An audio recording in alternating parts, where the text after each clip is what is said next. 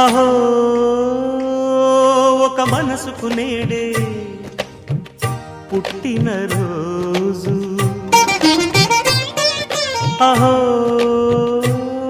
తన పల్లవి పాడే చల్లని రోజు, ఇదే